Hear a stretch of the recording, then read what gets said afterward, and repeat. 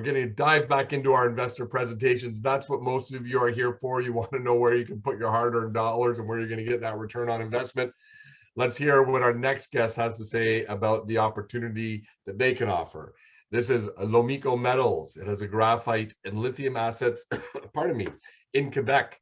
And here to tell us more is both Belinda Labatte, who is the Chief Executive Officer, and Gordana Slepcev, who is Chief Operating Officer. I apologize, Belinda and Gordana. I'm getting a little tongue-tied as the day goes on. I think I need to get another shot of espresso. Gordana, it is wonderful to see you again. You and I have met at multiple events. Belinda, I don't think I've had the pleasure yet, but thank you for joining us on the Global Mining Symposium. Allow me to introduce both of you and tell our audience a little bit about who you are.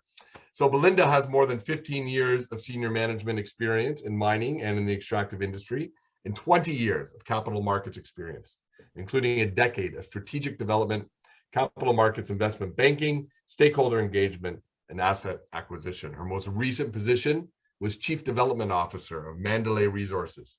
And prior to that, Belinda was the founder and president of the Capital Lab, which is a leading Toronto-based consulting firm. As for Gordana, Gordana is a professional mining engineer. She has more than 25 years of global mining experience in developing, building, and leading operations. Her experience spans gold, base metals, coal, and industrial minerals. Before joining the company, Gordana was COO for BMSI, a privately held company, where she was responsible for restarting the barite reprocessing facility, which was mitigating historical environmental impacts and overseeing EPCM contractors. She also formerly held the role of COO of Anaconda Mining, where she was responsible for the company's operations and development of the Goldboro project. Belinda and Gordana, it's a pleasure to have you on the Global Mining Symposium. Where are you joining us from today? Thank you for the invitation, Anthony. We're joining from Toronto. We actually back to working in person now. Oh, Happy that's to be excellent. seeing people. Isn't that a great thing? I'm glad to hear that you guys are back in the office. Do you have the full team there? How's it working? Are you doing a hybrid thing? What's going on? Of the hybrid, we'll usually meet in person with our CFO, Vince Osborne, and also, sometimes in person, but also work with other groups that support us. Our project manager, Mike Petrina, we work with Osenko, Himera, with Innovo Expo, all our contractors that help us out actually bring this project further. And we'll talk quite a bit about that one as we go through the official presentation. Excellent. Well, without further ado, that's the perfect segue, Gordana. I'll turn it over to both of you. You have our undivided attention. We look forward to it. Thank you so much. I'll share our screen. Great. It's good to chat with everyone. I'm very pleased to talk to you about Lomiko Metals, and we came together as a new team to build a new vision and new strategy for Lomiko in this emerging and super interesting sector of the critical minerals space. We do believe that we can create a world of abundant renewable energy, and that not only do we need to do this with Canadian critical minerals, we are so well endowed with our natural resources in Quebec and Canada to move this forward and develop a new EV supply chain here in Quebec. We are listed on the Toronto Stock Exchange and OTC in Frankfurt, and draw your attention to the forward-looking information that we will be talking about today. If you do believe that you want to develop and enhance the resource base and the natural resources in this country, we think it's very important to acknowledge the land. And the land and projects where we operate are located within the traditional land of the Algonquin Anishinaabe and the Cree Iyu-Iche people. Our vision as a new team with a new board is to embrace Indigenous people and Indigenous values within our company, and that is to develop a long-term sustainable approach on our path to critical minerals development. And how are we going to do that? It is through respect and honoring the lives, memories, and hopes of all 7 generations close. I'm very pleased that our independent director, Lee Arden-Lewis, a friend and a wonderful resource to us, drafted this statement. She is herself Mohawk from the Tyendinaga territory. And we will be talking about two projects today, La Loutre, a graphite project in the Kitigan-Zibi-Anishinaabe territory, and the Bourier lithium project.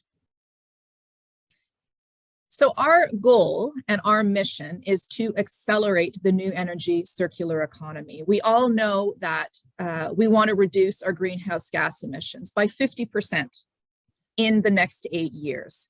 And we believe the best way to do that is to work with all stakeholders and become that people first company that people feel comfortable working with. And so we can do this and we can build a major new energy platform in Quebec and Canada for a North American solution. There are 3 levers to developing this strategy. One is we can develop our assets to production.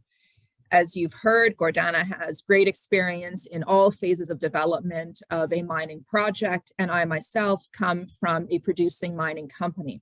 We are a full-time management team for a junior mining exploration company. This is somewhat rare. We're full-time. We have the energy and the will to work on these projects for the long term. The graphite project is at a PEA stage. We're going to advance it. It has a 15-year mine life and 3 million tons of in situ graphite. We want to be a partner of choice in Quebec. We're fully committed to working in partnership with First Nations, and we're also unique in that we are a female or majority female board. And as it happens, 2 women chief executives, and Vince, who's here with us actually, as CFO. The third lever is to creating a strong and vibrant pipeline of resource opportunities. We are actively engaged in looking at corporate development opportunities. We think graphite has a tremendous pipeline here in Quebec that we want to evolve and grow. And we want to look at the entire supply chain. And so are members of 2 strategic alliances to develop the zero emission vehicle supply chain. Our team, we are leaders and we are operators with a shared purpose and shared values, all coming from revenue generating businesses.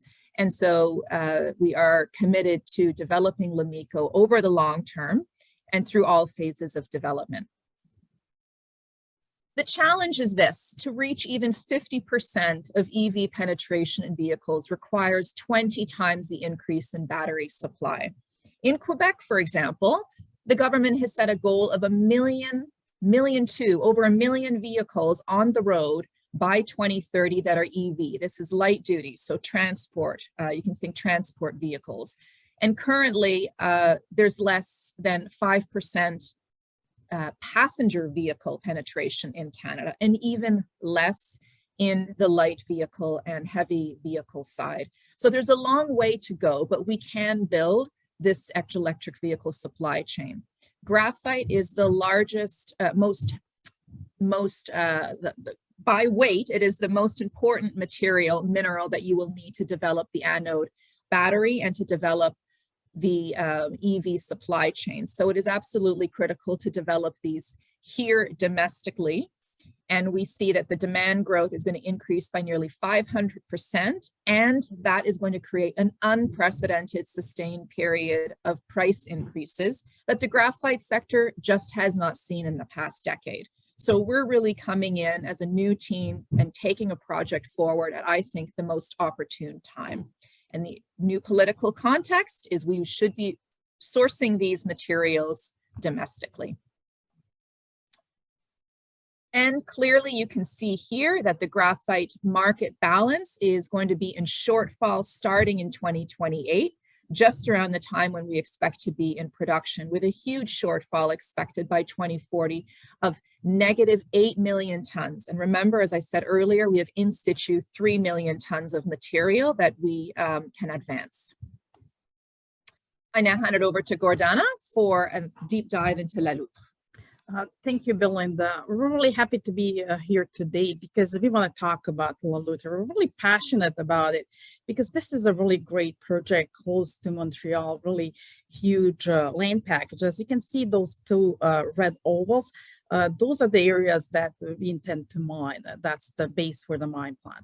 At this point, there is a 70 million tons estimated, both indicated and inferred.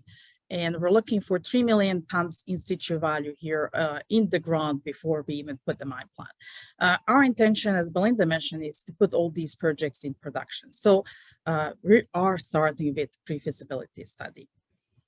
This being said, the project is about 200 kilometers northwest from Montreal, as you can see on the map. Also, we're looking only in the mine plan outlined in the PA, which is really a great base for further development. And that's really the major milestone we have achieved at this point. Is producing about 1.5 million tons of concentrate through 15 years of the mine life. So the project, it's really having a very low operating cost, about $400 US per ton of the concentrate. This project also has 1.5% NSR, and half of this percent could be bought back. We're very much encouraged with flotation testing done so far. We've seen great recoveries over 95%, and we have also seen really great purity in the final product. And I'm just talking about the flotation concentrate, 97.6 and 98.6% as well. This project is a really nice and compact project. What we really like the most about it is there would be no classic tailings facility. So what we intend to do is put a little bit more money up front, and this is where our passion for environmental stewardship comes in. We want to avoid that risk of having a tailings, having a spills, having any other issues. So we would co-dispose the tailings together with the waste rock in the co-disposal facility. Our pits are sequenced to start from the EV zone on the north and move towards the battery zones. We're going to use some of the good engineering principles here and some of the waste rock and tailings that we would put in the exhausted EV pits. This is going to be a classic open pit mine, truck and shovel, with the plant throughput of 4,200 tons per day. And the pits both on average are 4-to-1 strip ratio waste to ore. Our first goal is to actually increase the confidence into the resources. At this point, 2/3 of our resources are inferred. And as we intend really to start with the pre-feasibility study, we need to be able to declare reserves. And we need our resources in measured and indicated category. At this point, we're planning for about 130 holes for about 18,000 meters. We have started with the community engagements. Late last year in October, we have met with all the communities so far. And we're also continuing to work with, of course, our consultants and site support on really building these relationships further. So we have started also with baseline studies in August last year. We're going to continue those through the spring and summer with the intention to submit project registration in the fall.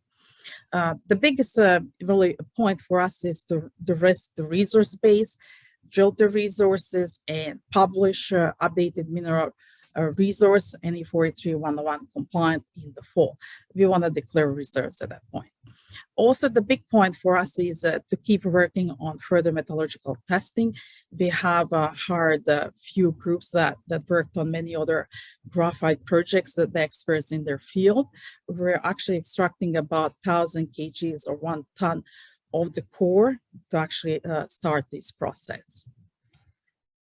Of course, this is a really great project at really even lower selling prices. The PA was published at $916 US per ton.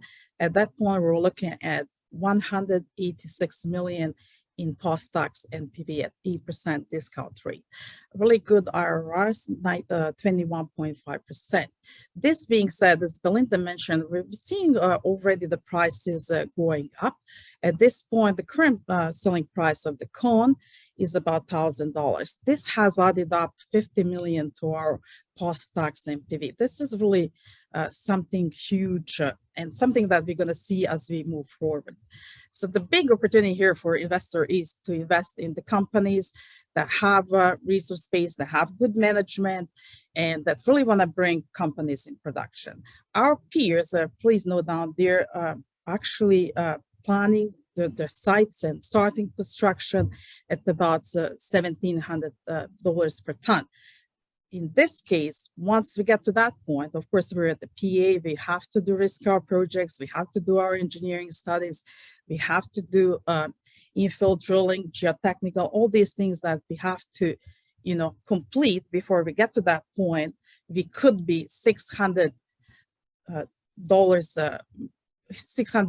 million market cap company.